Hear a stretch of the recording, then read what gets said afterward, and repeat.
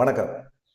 காங்கிரஸ் திமுக கூட்டணியில் தொடருமா தொடராதா அப்படிங்கிறது தெரிஞ்சு போயிடும். இன்னும் ஒரு 24 மணி நேரம் இருக்குது. ஏன்னு கேட்டிங்கன்னா, ராஜ்யசபா சீட்டு ஒன்று கேட்டிருந்தாங்க. திமுக அவங்களுக்கு ஒன்று கொடுக்குறேன்னு சொல்லியிருக்கிறாங்க. அவங்க அதை சொன்னால் தான் கூட்டணி ஓகே அப்படின்னா தான் ராஜ்யசபா சீட்டுக்கு வேட்புமனு தாக்கல் பண்ண முடியும் காங்கிரஸ்னால். ஆனால் இவங்க என்னென்னா முரண்டு பிடிக்கிறாங்க. 25 தொகுதிங்கிறது எங்களால் ஒத்துக்க முடியாது, எங்களுக்கு அதிகமாக 35 தொகுதி நாங்கள் எதிர்பார்க்குறோம் அப்படின்னு சொல்லி அவங்க சொல்லிட்டு இருக்காங்க. ஏன்னா பாஜக அதிமுகவில் எதிர்பார்த்துக்கிட்டு இருக்காங்க.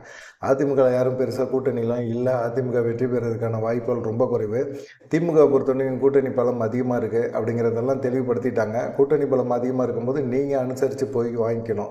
சட்டசபை தேர்தல் உங்களுக்கு மிக முக்கியமான தேர்தல் இல்லை அப்படிங்கிறத தெளிவுபடுத்தி அவங்க கிரீஸோட கரெக்டாக முதலமைச்சர் பேசிட்டார். 25+1 அதுக்கு ஓகேன்னா ஓகே, இல்லைன்னா நீங்கள் என்ன முடிவு எடுக்கணுமோ முடிவு எடுத்துக்கங்க அப்படின்னு சொன்னாங்க. இவ்வளோ நாள் முதலமைச்சர்கிட்ட இந்த மாதிரி பதிலெலாம் அவங்க எதிர்பார்க்கவே இல்லை. ஏன்னா ஒரு கூட்டணி கட்சிக்கான கொடுக்குற முக்கியம் தேசிய கட்சி. ராகுல் காந்தி ஒரு சகோதரர் அப்படிங்கிற மாதிரி பழகக்கூடிய ஒரு மனநிலை. இப்படிப்பட்ட ஒரு சூழ்நிலையில் இவங்க இப்படி ஒரு அழுத்தம் கொடுக்குறாங்க. நமக்கு கூட்டணி கட்சிகளோட இது நெருக்கடியை அதிகப்படுத்துறது காங்கிரஸ் மட்டும்தான். மற்ற கட்சிகள்லாம் ஒத்துக்கிறாங்க. இப்போ விசிகெல்லாம் எங்களுக்கு ஆட்சி அதிகாரத்தில் பங்கு அப்படிங்கும்போது எங்களுக்கு கொள்கை எதிரி பாஜக தான். அந்த எதிரியை வீழ்த்தணும் அப்படிங்கிறதுக்கும், தமிழ்நாட்டுக்குள்ளே அவங்கள நுழைய விடக்கூடாதுங்கிறதுக்கும், சனாதனத்தை தமிழ்நாட்டுக்குள்ளே விட்டுறக்கூடாது அப்படிங்கிறதுல நாங்கள் தெளிவாக இருக்கிறோம். எங்களுடைய கொள்கை அதுதான். எங்களுக்கு திமுக என்ன தருதோ அதை வாங்கிட்டு நாங்கள் தேர்தலில் நிற்போம், நெருக்கடியெல்லாம் கொடுக்க மாட்டோம் அப்படிங்கிற மாதிரி அவர் தொல் திருமாவளவன் பேசியிருக்காரு. இந்த மாதிரி எண்ணம் கூட ஏன் காங்கிரஸுக்கு இல்லை? காங்கிரஸை தமிழ்நாட்டில் தூக்கி வச்சுருக்கோம் அப்படிங்கிற ஒரே காரணத்துக்கான பாஜக திமுக மேலிடத்துக்கு நெருக்கடியெல்லாம் கொடுக்குறாங்க. அமைச்சர்களுக்கெல்லாம் நெருக்கடி கொடுக்கறதுக்கு காரணம் என்னென்னா, நீங்கள் காங்கிரஸை தூக்கி வளர்த்துக்கிட்டு இருக்கீங்க, நாங்கள் இந்தியா ஃபுல்லாக பார்த்திங்கன்னா காங்கிரஸை ஒன்றும் இல்லாமல் பண்ணிகிட்டு இருக்கோம். அப்படிப்பட்ட ஒரு சூழ்நிலையில் நீங்கள் திரும்பவும் காங்கிரஸுக்கு முக்கியத்துவம் கொடுத்து ஏன் நீங்கள் தூக்கிட்டு அலையிறீங்க, காங்கிரஸை கழட்டி விடுங்க அப்படின்னு சொல்லி தான் பாஜக சொல்கிறாங்க. பாஜக பேச்சை கேட்டு திமுக ஓகே சொல்லிச்சுன்னா திமுகவுக்கு ஒரு நெருக்கடியே இருக்காது. ஆனால் என்ன செஞ்சாங்க, நம்மளுடைய கூட்டணி தர்மம் நமக்காக கூட்டணிக்குள்ளே இருக்கிறாங்க அப்படிங்கிறனால பெருசாக காங்கிரஸுக்கு ஓட்டு சதவீதம் இருக்கான்னா என்ன, ஒரு 5% ஓட்டு சதவீதம் இருக்குது. சிறுபான்மையினர் ஓட்டு ஃபுல்லாக எங்களுக்கு தான் விழுவாங்க அப்படிங்கிற ஒரு நம்பிக்கையில் அவங்க இருந்துகிட்டே இருக்கிறாங்க. எல்லா மாவட்டத்துலேயும் அப்படி தான் சொல்கிறாங்க. பீகாரில் எல்லாம், உத்தரப்பிரதேச எல்லா இடத்துலையும் அப்படி தான் சொல்கிறாங்க. எல்லாம் பார்த்திங்கன்னா 60 சீட்டை வாங்கிட்டு 6 இடங்களில் மட்டும்தான் ஜெயிக்க முடிஞ்சுது. அப்படி தான் எல்லா இடத்துலையும் பிரச்சனை பண்ணுறாங்க. பிரச்சனை பண்ணிவிட்டு அவங்க வாங்குகிற தொகுதியில் அவங்களால ஜெயிக்க முடியல. அது மிக முக்கியமாக பார்க்கப்பட வேண்டியது இருக்குது. 60 தொகுதி வாங்கிட்டு 6 தொகுதியில் ஜெயிக்கிறீங்க அப்படின்னா மீதி 54 தொகுதியை எதிர்கட்சிக்கு விட்டு கொடுத்துருக்கீங்க அப்படின்னு தானே அர்த்தம். இங்கே திமுகவை பொறுத்த வரைக்கும் என்னென்னா எல்லாருமே ஜெயிக்கணும். இப்போ 25 தொகுதி கொடுக்குறாங்கன்னா 25 தொகுதியில் ஒரு அட்லீஸ்ட் ஒரு 20 தொகுதியாவது நீங்கள் ஜெயிக்கணும். ஜெயிக்க நாங்கள் வைப்போம் உங்களை அப்படிங்கிறது தான் திமுகவோட கோட்பாடு. அவர் கூட்டணி கட்சிகளுக்காக பார்த்தீங்கன்னா முதலமைச்சர் தனிப்பட்ட முறையில் பிரச்சாரம்லாம் அவர் கட்சிக்கு எப்படி, அவர் கட்சி வேட்பாளர்களுக்கு எப்படி பண்ணுறாரோ அதே போல் தான் கூட்டணி கட்சிகளுக்கும் பண்ணுவார். அதே போல் அந்த கட்சியில் இருக்கிற தொண்டர்களுமே கூட்டணி கட்சியும் வெற்றி பெற வைக்கிறதுக்கு முயற்சி எடுப்பாங்க அப்படிங்கிறது ராகுல் காந்திக்கும் தெரியும், இங்கே இருக்க காங்கிரஸ்காரங்களுக்கும் தெரியும். மாணிக் தாகூர் பேச்செல்லாம் கேட்டுட்டு போகிறார். மாணிக் தாகூர்லாம் விஜய் பிரபுரன்ட்ட எத்தனை வாக்கு வித்தியாசத்தில் ஜெயிச்சார்? வெறும் குறைஞ்ச ஓட்டு வித்தியாசம்தான். அன்னைக்கு திமுக நினச்சிருந்தது அப்படின்னா மாணிக் தாகூரை கண்டிப்பாக அவருடைய வெற்றியை இல்லை அப்படிங்கிற மாதிரி கூட சொல்லி விஜய் பிரபாகரை ஜெயிக்க வச்சிருக்க முடியும். இதை தான் தேமுதிக பிரேமலதா கூட சொல்லிக்கிட்டே இருந்தாங்க. திமுக மனசு வச்சுருந்துச்சுன்னா முடியும், திமுக இதில் கோல்மால் பண்ணிருச்சு, ஒரு சின்ன பையனை இப்படி தோக்கடிச்சிட்டாங்க அப்படி இப்படின்லாம் புலம்புனாங்க. ஆனால் அந்த அளவுக்குலாம் புலம்ப வச்சு காங்கிரஸை தான் சைடு இருக்கணும் அப்படின்னு சொல்லி இது பண்ணாங்க. ஆனால் காங்கிரஸ் இந்த இதுக்கு தொகுதிக்கு ஒத்துக்க மாட்டேங்கிறாங்க. அவங்களுக்கு என்ன இப்போ ஒரு வாய்ப்புனா, விஜய் கட்சி வச்சுருக்காரு, விஜய்க்கு 35% வாக்குகள் இருக்குது, நம்ம அந்த சைடு போனோம்னா ஆட்சி மாற்றம் ஏற்படும் அப்படிங்கிற ஒரு காரணம் வச்சுருக்காங்க. ரெண்டாவது காரணம் என்னென்னா, தமிழ்நாடை பொறுத்த வரைக்கும் பார்த்திங்கன்னா விஜய் தமிழ்நாட்டை தாண்டி கேரளாவிலையும் அவருக்கு ரசிகர்கள் இருக்காங்க, ஆந்திராவிலையும் ரசிகர்கள் இருக்காங்க.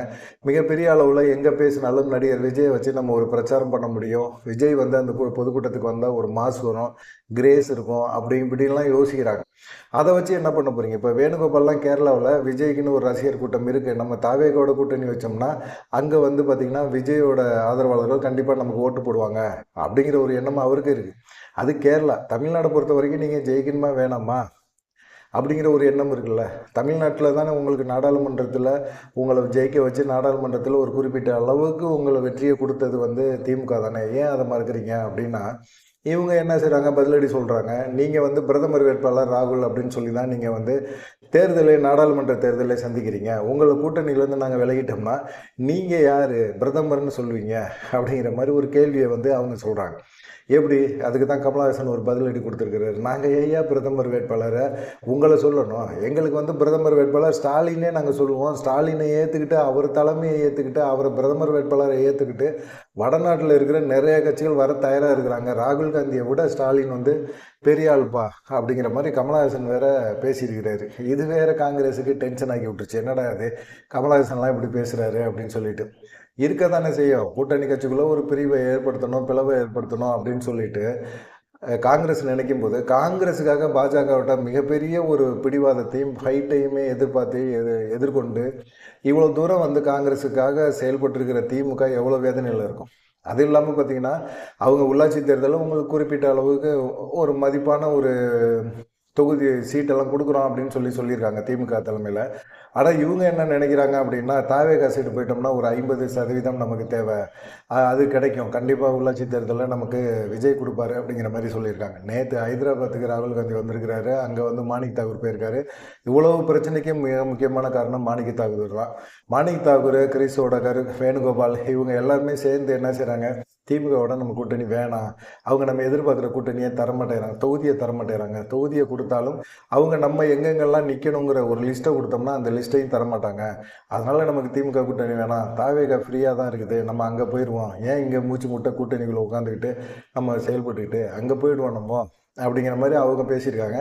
சரி, ராகுல் காந்தி ஹைதராபாத் வந்தார். டக்குன்னு இங்கேருந்து தாவேகாலேருந்து ஆதவர்ஜுனா கிளம்பி போயிட்டு அங்கே ராகுல் காந்தியை, மாணிக் தாகூர் இவங்களை எல்லாத்தையும் சந்தித்து பேசியிருக்கிறாரு. ராகுல் காந்தியை சந்திச்சிருக்கிறாரு அப்படிங்கிற மாதிரி தகவல்லாம் இருக்குது. மாணிக் தாகூர்கிட்ட வந்து ஆதவர்ஜுனா பேசும்போது அப்புறமா மாணிக் தாகூர் என்ன செஞ்சுருக்காரு, வேணுகோபாலுக்கு வந்து ஃபோனை போட்டு கொடுத்துருக்கிறாரு. ஆதவர்ஜுனாட்ட வேணுகோபால் பேசியிருக்கிறாரு அப்படிங்கிற மாதிரி இருக்குது. சரி, அவங்க ஒரு குறிப்பிட்ட ஒரு சில விஷயங்களை சொல்லியிருக்கிறாங்க. அதை அப்படியே ஆதவர்ஜுனா எடுத்துகிட்டு வந்து இன்னைக்கு விஜய் வீட்டில் வச்சு விஜய், ஆதவர்ஜுனா, அப்புறமா பார்த்தீங்கன்னா இவர் நம்ம ஜான் ஆரோக்கியசாமி இவங்க எல்லாமே வந்து ஒரு ஆலோசனை பண்ணுறாங்க அப்படிங்கிற மாதிரி இருக்குது.